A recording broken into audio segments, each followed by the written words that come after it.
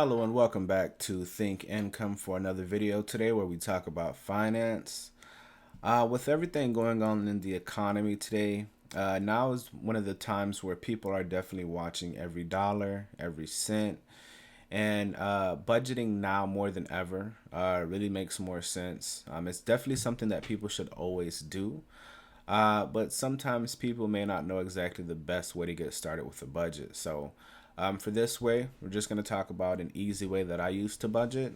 For this particular method, it's not going to require you to actually keep up with an Excel spreadsheet or anything of that nature. I do know that there are some apps that you can actually sign into, and they can actually help you budget by having access to all of your information. But me personally, I don't like using some of those methods just because you're essentially giving one company all of your information. You're signing into it with all of your bank accounts and with all of your bills. And I just feel like that's too much information that I would have to give to another company in order to accomplish a goal. So this is one way that I've been using to budget for a few years, and I just wanted to go ahead and share this method with you all. If it is something you're interested in or you find this helpful, please make sure to like, share, and subscribe. Your feedback is always appreciated. So the first thing you're going to want to do, first thing we're going to talk about is just budgeting in general. And we're going to go to Investopedia. You all know this is one of my favorite sites. Keep in mind, these are not a sponsor or anything like that or an affiliate. It's just a great tool to use for information. So initially, a budget is an estimation of revenue and expenses over a specified featured period of time and is utilized by governments, businesses, and individuals. So if governments and businesses find a benefit in budgeting, it's probably going to be beneficial for you as an individual as well. A budget is basically a financial plan for a defined period, normally a year, that is known to greatly enhance the success of any financial undertaking. And essentially, a budget just allows you to identify all of the money that you have coming in and all of the money you have coming out. So it kind of helps you manage your money better, essentially. It does help you manage your money better. First, we're going to just watch this video and let them explain it in their words.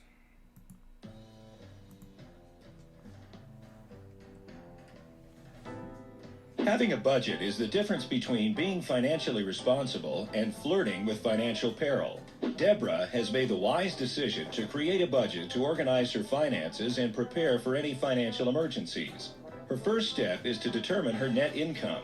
The net income is how much money Deborah has left over at the end of the month. This amount is found by using the following equation. Total revenue minus total expenses equals net income. Deborah's revenue is all of the money that she makes in a month. This includes income sources like wages, bonuses, and investment income. Usually, these sources are consistent on a monthly basis. Deborah's expenses include all of her monthly bills, which are broken down into two categories: fixed expenses and variable expenses. Fixed expenses are the payments for bills that are the same every month, such as mortgage, insurance, car loans, cell phone, and cable bills. Deborah's variable expenses are the bills with different totals each month, such as entertainment, groceries, gas, and utilities. Deborah can now deduct her fixed and variable expenses from her revenue. If her revenue is higher than her expenses, she has net income. Deborah can use her net income to build an emergency savings account or invest in her retirement. If her expenses are greater than her revenue, Deborah has a net loss. Deborah must reduce her variable expenses to balance her budget, or she will need to find a way to reduce her fixed costs, such as downsizing her home. By tracking your total revenue and expenses, you can build a budget that quickly determines if you have money to invest or save, or if you're living beyond your means.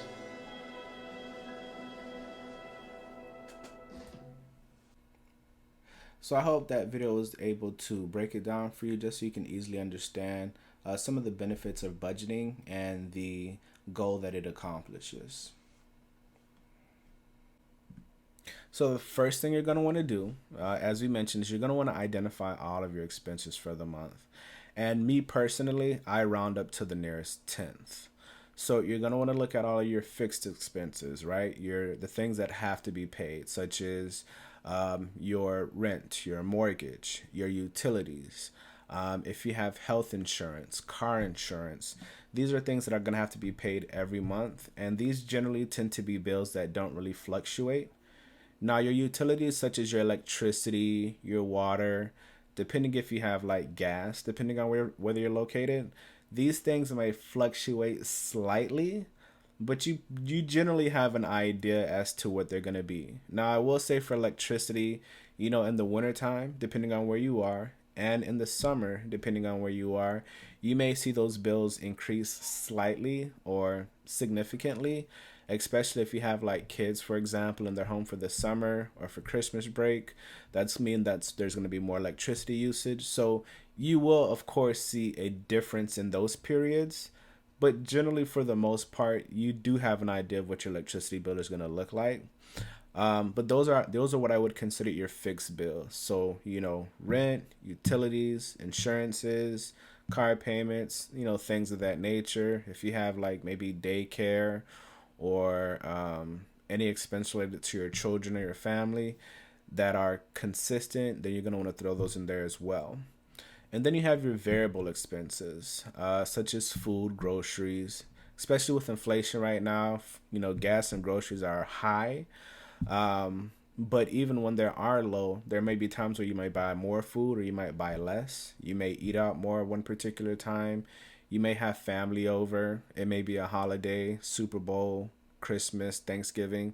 So those are things are gonna, they're gonna somewhat variable. They're gonna change from time to time.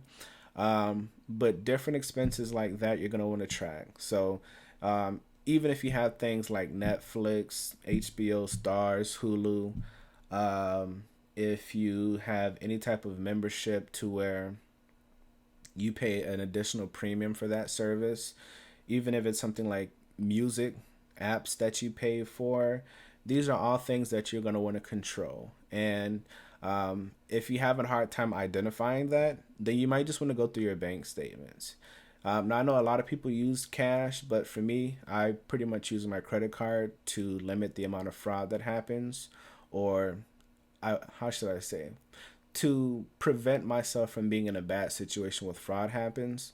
As I explained on a previous video, whenever fraud happens on a credit card is definitely an easy process compared to when fraud happens on a bank account, simply because the credit card is the bank's money and your bank account is your money. So that's one of the reasons why I use a credit card. Two, I use it to track all of my expenses. And three, because I get cash rewards and or bonus points that I could also use at a later time. So it's actually beneficial for me and my current situation. But yeah, comb through your statements, figure out what are your expenses, figure out all the things that you spend money on. Even if it's something as little as a candy bar, you need to know every dollar that's coming out. So then step two is what I did is I established three accounts when I first got started. Two checking accounts and one savings account. So the first checking account is my income account. This is where all of the direct deposits from my job goes into. Any of my investments, any money that I have coming in goes into that one account. And from that one account, there are only two withdrawals or two transfers that happens out of that account. One goes to my second checking account, which is my spending account. These are where all of the expenses are attached to. So my bills, anything that I have to spend for a variable, whether I'm going out to eat, whether I'm paying for a vehicle repair, anything that has to do with me spending money goes into that checking account. And then the third account that I have is a savings account, and it can be a high yield savings account depending on your heart's desire. But initially, that is my emergency fund. That is money that you just put away aside for emergency expenses. Like, let's say your air condition goes out. I live in Florida, so for me, your air conditioning going out, that's an emergency. You need that fixed ASAP. But that could also be something like, speeding ticket, um, you know, an emergency dental surgery or a hospital visit, anything that, you know, came up out of nowhere that requires a large amount. And rather than taking money from your investments, you can just take money from this particular emergency account. So this is an example, just a quick example of what that may look like, right? So let's say you, so when I used to work in customer service, right, answering the phone, I used to make $1,600 a week. I don't do that anymore, but when I used to make $1,600 a week after taxes, benefits, retirement, all of that good stuff came out. What came to my checking account was about $1,100. So in that example, $1,100 would go into my income account, $1,000 would go over to my spending account, $100 would go over to my emergency fund, right?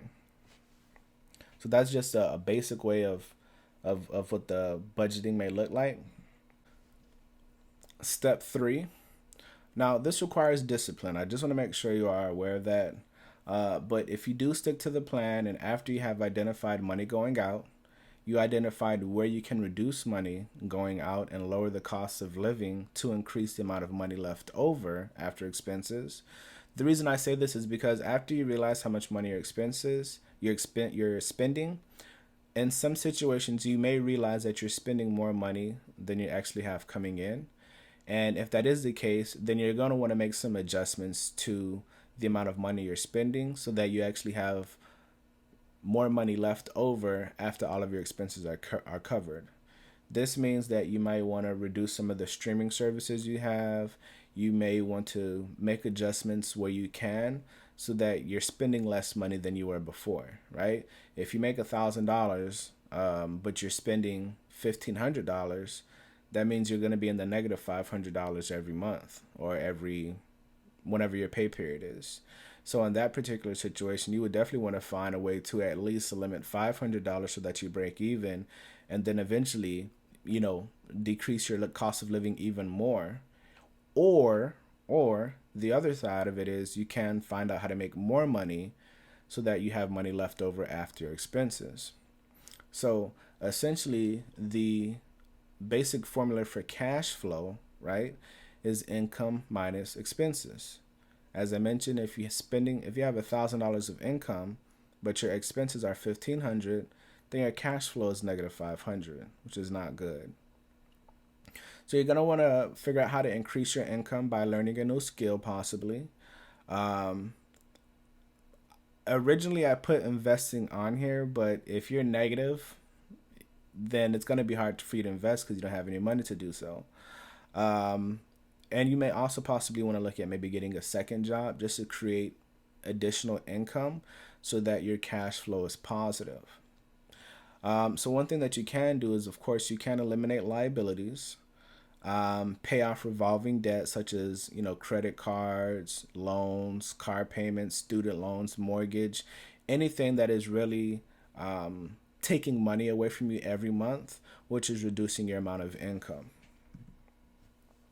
Now, step four, once you have increased your income, once you've saved an emergency fund for 6 to 12 months, this is something that financial advisors always recommend, and I agree with that. It does make sense to have a little nest egg in case something happens. And once you paid off your debt and or reduced your cost of living expenses, then you can add other accounts, such as an investing account. If you like to travel, you can do a travel account, or an account that you have for miscellaneous expenses. Like, let's say if you like to buy shoes, or if you like to buy tech, or if you like to spend money on fashion, or eating out, or just going on some type of sabbatical or adventure. Or you can even have like a goal account, like if you're saving for a new home or a new car or a wedding or some type of large priced item that is going to take you a little bit of time to save for. You can have a separate account for that. So this is what it would look like now that you have accomplished the first few steps, right? So now you still have that same $1,100 bi-weekly. You now picked up a side job that's giving you an extra $500. So now you have $1,600 coming in. Because you've reduced your cost of living from 1,000 to 900, you have 900 going there. That allows you to increase the amount of money go into your emergency account, which is 200. You now have added a traveling account and investing account. So now you're starting to invest, which means you're putting your money to work so that your money makes money. Now you have some money saved up for a trip. So let's say within about, every 6 months, you may be able to take a trip somewhere using some of the money that you saved up, depending on how far you're going, where you're going, and the cost of that trip. But it allows you to save for it and plan for it. So this is what it could look like once you increase your income and you lower your expenses. Keep in mind, this is just an example. So I do hope that you all may have found this information helpful. Once again, the main takeaway from this is identify your expenses, the amount of money you have going out, identify the amount of money you have coming in, and if possible, try to increase that in whatever method works for you. And if your cost of living is too high, which is your expenses, see if there's any ways that you can reduce that cost of living while also still being comfortable and still being happy with the amount of expenses you have left. Once you're able to do that, by taking advantage of having multiple accounts, one account that just has money coming out, and then you specifying an account that has an expending account, right? So let's say, for example, your expenses for the year, my apologies, for the month is, let's say, $2,000, right? If you have a spending account where you put $1,000 in there every 2 weeks or $500 a week, however you choose to go about it, then that one account will only show money coming out of it. So by making sure that you have $2,200 there, you know that you have enough money to handle your expenses. And that then allows you to use the money that you have left to build an emergency fund or a travel account, an investing account. But it allows you to identify the money you have set aside for expenses plus the money you have set aside for everything else your heart desires.